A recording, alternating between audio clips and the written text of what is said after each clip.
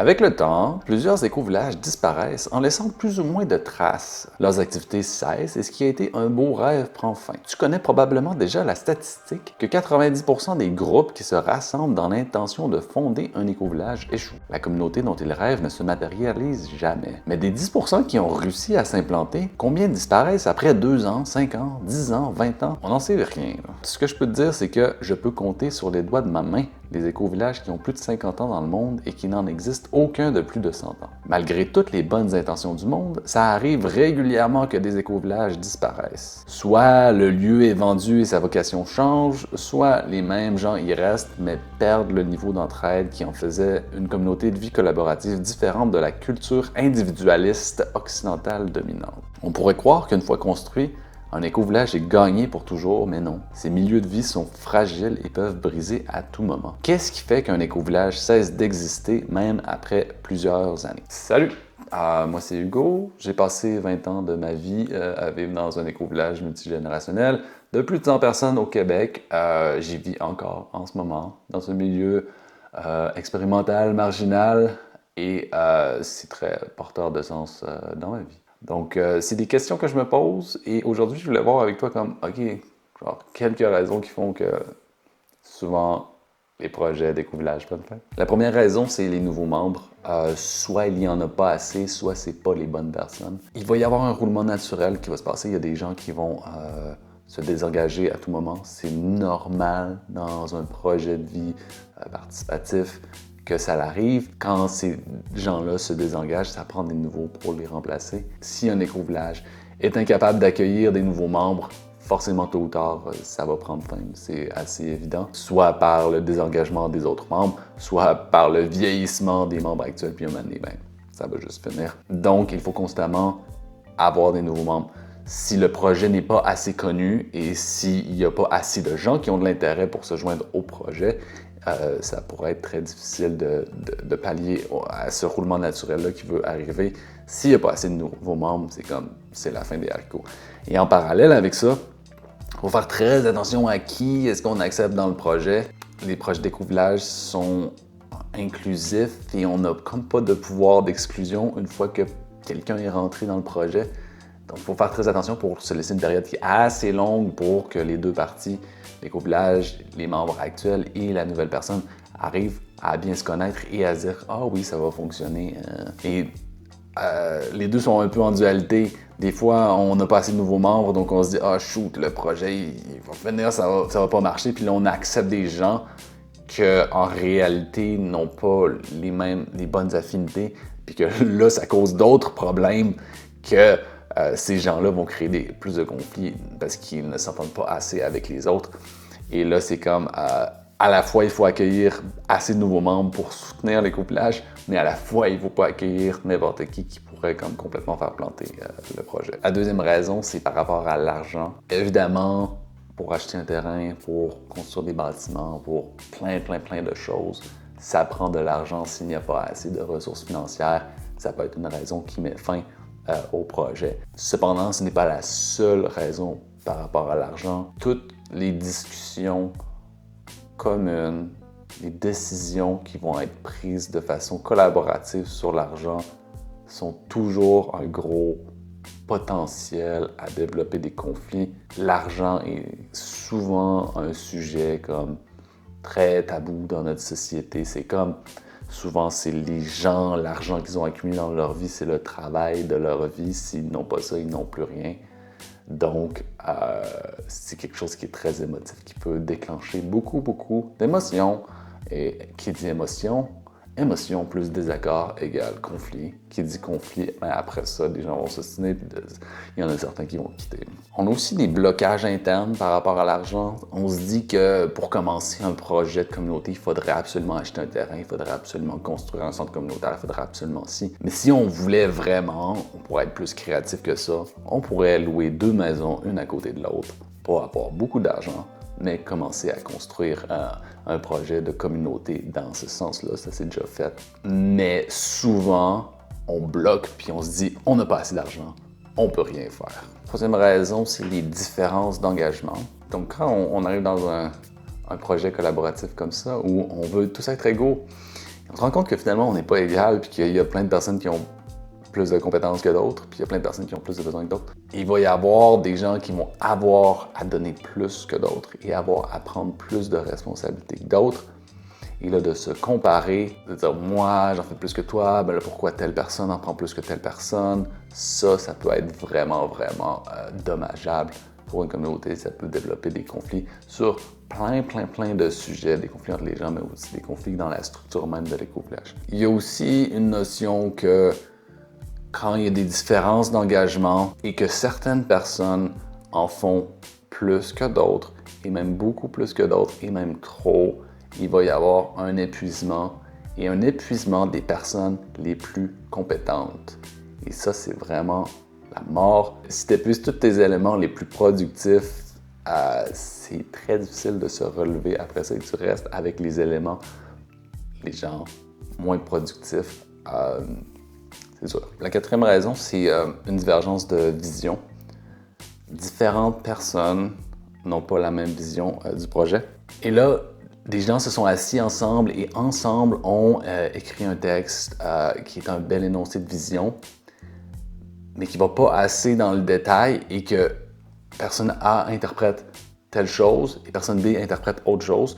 Et puis là, au fur et à mesure où on chemine et le projet avance, bien, à un moment donné, on se rend compte que ah ben là, toi tu pensais à ça, mais moi je pensais à ça, puis là ça fonctionne pas, puis il y a des conflits qui naissent avec des conflits de vision qui sont très durs à réconcilier, qu'à la base, il aurait fallu s'entendre sur c'est quoi vraiment notre vision dans les détails. Puis souvent, je vois des communautés qui ont des belles raisons écologiques d'exister, mais qui n'ont pas de raison sociale d'exister. Et ça, je me dis, c'est tout le temps un manque parce que ce qu'on veut, c'est faire évoluer l'humain pour essayer de faire évoluer notre relation à l'environnement et de ne pas avoir de cause sociale. Moi, je trouve que c'est une vision qui manque. Et souvent, on mélange la vision et la mission, puis tout ça, puis là, mais c'est comme... Des fois, la raison d'être est aussi juste pas assez ambitieuse. On se dit, on veut fonder une communauté pour mieux se connecter avec la nature. OK, mais une fois que la communauté va être fondée, c'est quoi le but à atteindre? Je vois plusieurs groupes que c'est ça, c'est comme ils se disent, notre mission, notre vision, c'est de fonder la communauté. OK, mais pourquoi? Puis une fois que ça va être fait, où est-ce qu'on va? Il faut, dans un certain sens, que la vision soit inatteignable, qu'on n'y arrivera jamais, mais c'est vers là qu'on veut tendre. Puis toutes les choses qu'on va réaliser vont aller vers là. Il faut que ce soit le plus clair possible. Récemment, moi, je commence à remettre en question le processus classique de faire des valeurs, écrire une vision, écrire une mission. Je trouve que c'est pas assez dans le détail. Je crois qu'il faudrait développer d'autres stratégies pour arriver à mieux illustrer l'idéal vers lequel on veut aller. La cinquième raison, c'est l'écart entre le rêve et la réalité. Ou je pourrais dire l'équilibre aussi entre le rêve et la réalité. Il y a beaucoup de gens qui arrivent dans le mouvement des éco-villages, puis ils ont un idéal super motivant, super fort. Puis là, ils se disent comme oui, on peut y arriver, on va. Beaucoup de motivation. Puis là, avec le temps, ils se rendent compte que, oh, la réalité, c'est un peu différent. Puis là, il y a beaucoup de désillusions, il y a beaucoup de découragement, il y a beaucoup de... C'est pas ça que j'avais imaginé. Ça mène au désengagement. Les gens, ils quittent simplement les projets dans lesquels ils s'investissaient parce que cet écart-là était trop grand avec le rêve et la réalité. Et une des raisons pourquoi je fais des vidéos YouTube, je l'ai écrit quand j'ai commencé à en faire, c'est je veux réduire l'écart entre le rêve et la réalité. Pas pour que détruire ton rêve, mais pour dire que quand tu vas arriver, tu vas avoir ton rêve, puis quand tu vas arriver dans la réalité à le faire pour de vrai, mais que le gap soit moins gros, puis que peut-être que tu sois capable de dire « OK, ça c'est la réalité, mais je suis capable de vivre avec, parce que je suis pas parti d'ici. » L'écart est très grand, tu pars d'ici, paf! Oh, ouch, ça fait mal.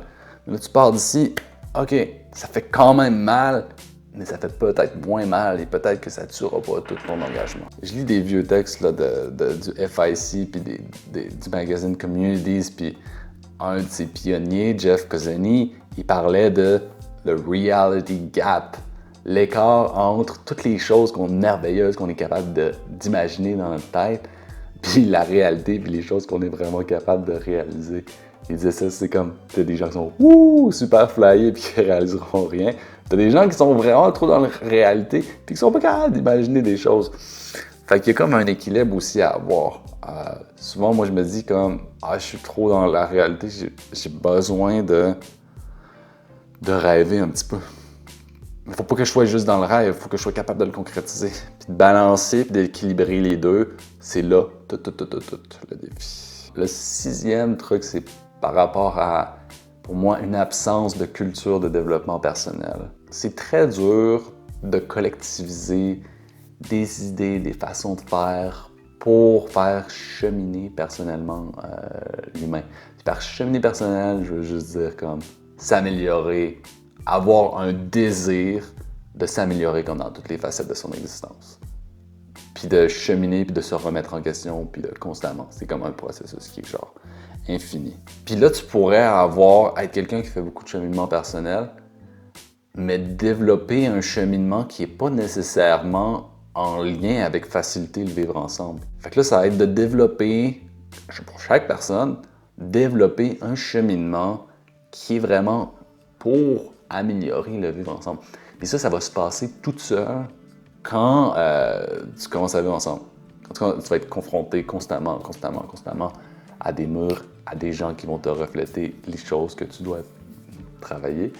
Et là, mais là, si à la base, tu n'as pas ce désir-là, puis si à la base, tu te dis, mais c'est pas de ma faute, c'est les autres, ben là, c'est comme très difficile de prendre ce beau cadeau de la vie et d'essayer de passer par-dessus. Donc, il y a certaines communautés qui n'ont aucune emphase sur cheminer personnellement et dans notre culture collective qu'on essaie de développer ensemble, que ça n'a pas d'importance. Et ça, pour moi, c'est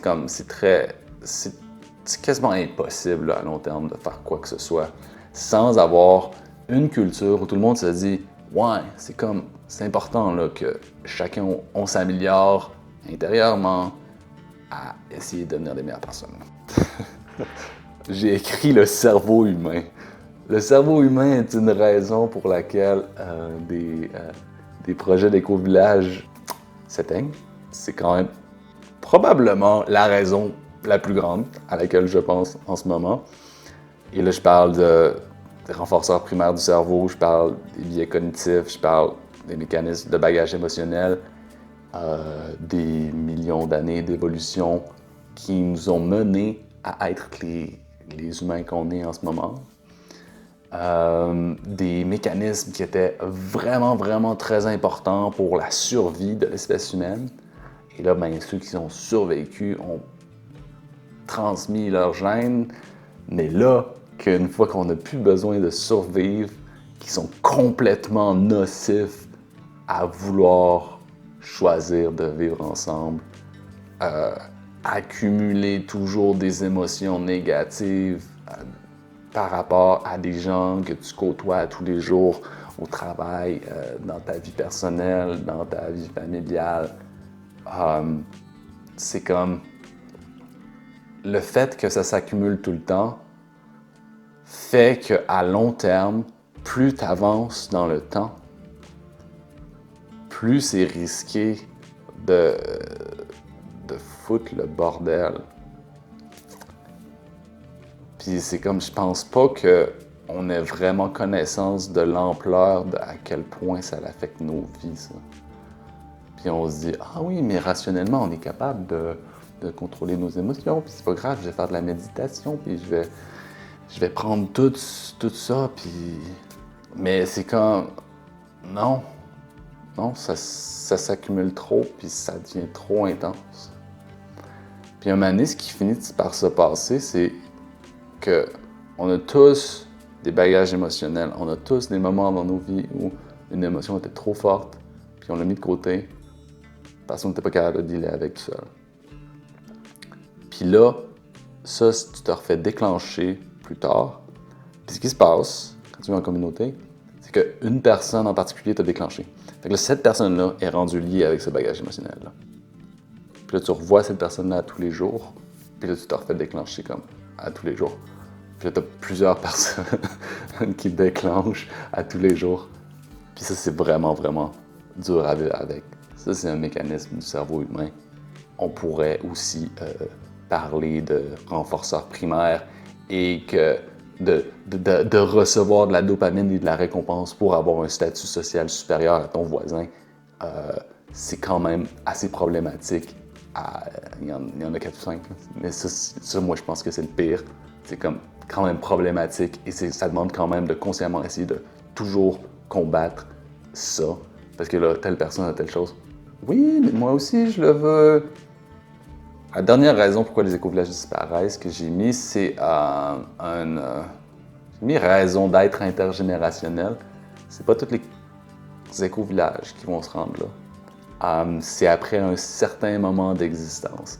Il vient un temps dans la vie de ce genre de projet-là où les gens qui ont commencé l'écovillage arrivent à un stade de fin de vie. Soit ils seront plus autonomes, soit on n'est tous pas éternels, on va tous finir par quitter ce monde. Et là, tu arrives à ce moment-là, après comme entre 30 et 50 ans, tout dépendant les fondateurs, les originales, il y avait quel âge quand ils ont commencé. Puis là, tu arrives à ce moment-là où la chose qui a réussi à garder toutes ces personnes-là pendant tout ce temps-là, cette chose-là, elle va comme s'en aller. Cette espèce de raison d'être originale-là, elle sera comme plus là. Puis là, il faut retrouver une autre raison d'être. Fait qu'il faut qu'il y ait comme soit garder la même, puis avoir été capable à ce que ça se passe entre une génération puis une autre, soit essayer d'en trouver une autre. C'est comme une période charnière qui est reconnue dans genre même des communautés utopiques des années 1800. Après 30, 40 ans, souvent il y en a qui finissaient là parce que la génération originale avait fait son truc, ça avait bien fonctionné, mais là, ça n'a pas été passé à l'autre génération. Et l'autre génération n'a pas été capable de retrouver une raison d'être qui les gardait ensemble de la même façon. Donc, après un long moment de vie, il y a plusieurs communautés qui finissent là, et celles qui ont passé par-dessus ça ont passé comme à une autre étape. Une autre étape où là, ça pourrait durer beaucoup plus longtemps. Finhorn a passé par-dessus ça. Twin Oaks a passé par-dessus ça. Damanhur a passé par-dessus ça. Fait que là, ça va être très intéressant de voir ces communautés-là qui ont comme passé à une deuxième étape. OK, qu'est-ce que ça va donner là, avec les années? C'est tout pour cette vidéo. J'ai pas nommé le conflit et le désengagement, mais toutes ces choses-là mènent au conflit et mènent au désengagement. Le désengagement, c'est les gens qui vont juste quitter parce qu'ils passent à autre chose dans leur vie. Et, j'espère que vous avez apprécié cette vidéo. C'est sûr qu'il y a d'autres raisons, là. Si tu penses à d'autres raisons, mets-les en commentaire. J'aimerais beaucoup ça en discuter. Et si tu es dans un éco-village qui s'est éteint ou qui a disparu, mets aussi des raisons. Plus on va comprendre ce qui a mené à la perte, plus on va être capable d'éviter ces pièges-là. Et je pense qu'on est tout le monde gagnant. Ciao, bye!